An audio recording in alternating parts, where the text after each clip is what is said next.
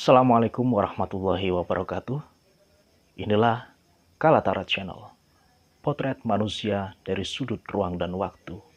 Saya Khairul Anwar.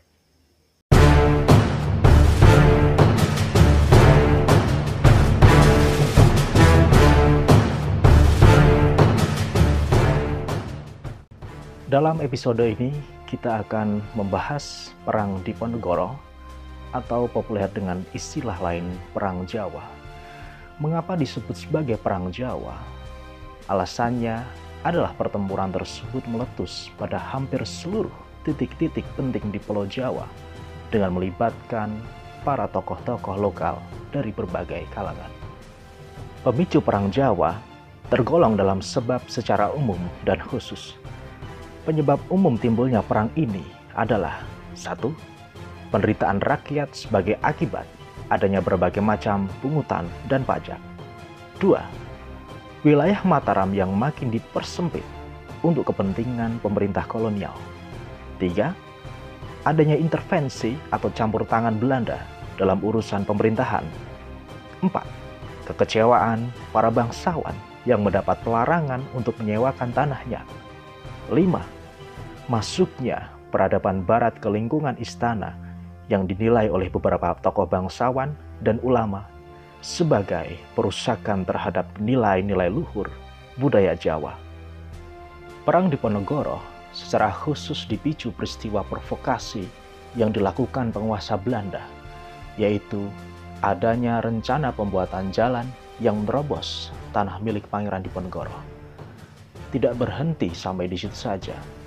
Tindakan provokatif lainnya adalah adanya rencana pembongkaran makam para leluhur Pangeran Diponegoro agar jalan tersebut dapat dibangun sesuai dengan rancangan. Tindakan demikian memicu reaksi keras dari Pangeran Diponegoro. Sebagai bentuk protes, patok-patok yang dipancang sebagai pembatas jalan dicabut dan diganti dengan jajaran tombak. Mendengar kabar tersebut, perundingan dengan Pangeran Diponegoro berupaya dilakukan, namun tidak berujung pada kesepakatan damai. Akhirnya, perintah penangkapan Pangeran Diponegoro dilayangkan dengan menyerbu Tegalrejo. Saat penyergapan, Pangeran Diponegoro sudah tidak ada di tempat karena berpindah ke Selarong.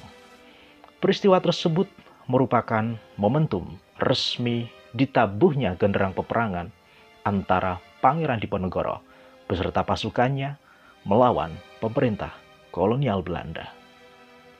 Pertempuran selanjutnya dengan cepat tersebar ke seluruh Jawa Tengah dan Jawa Timur, tetapi pusatnya adalah di kawasan Yogyakarta. Sebanyak 15 dari 29 pangeran di Jawa merapat pada barisan tempur Pangeran Diponegoro.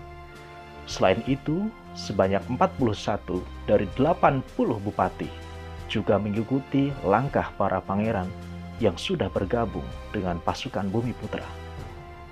Banyaknya pasukan Bumiputra yang melancarkan serangan ke berbagai daerah membuat Belanda kewalahan karena penyerbuan dilakukan secara senyap dengan menggunakan taktik gerilya dan sebisa mungkin meminimalisasi terjadinya perang secara terbuka. Di sisi lain, Belanda berupaya keras untuk dapat menangkap Pangeran Diponegoro yang dituduh menjadi akar atau penyebab dari segala pemberontakan di beberapa titik.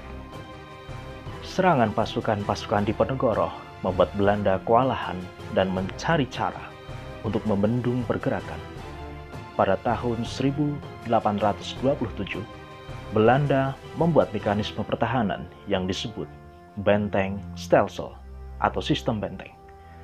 Sistem benteng bertujuan mempersempit ruang gerak pasukan Diponegoro dengan cara mendirikan pusat-pusat pertahanan berupa benteng-benteng di daerah-daerah yang telah dikuasai oleh Belanda.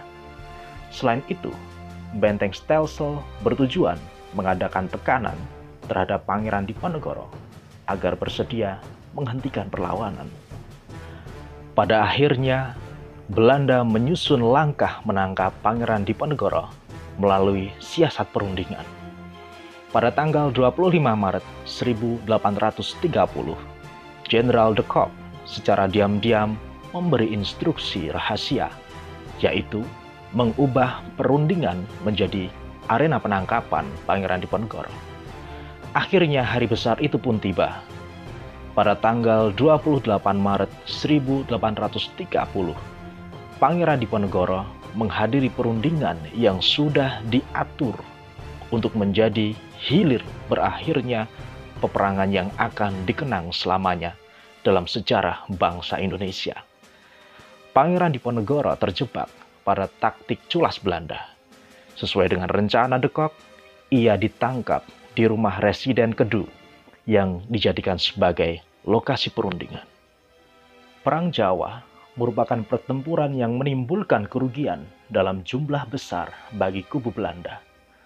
Belanda harus menghabiskan lebih dari 20 juta gulden untuk menutup biaya peperangan.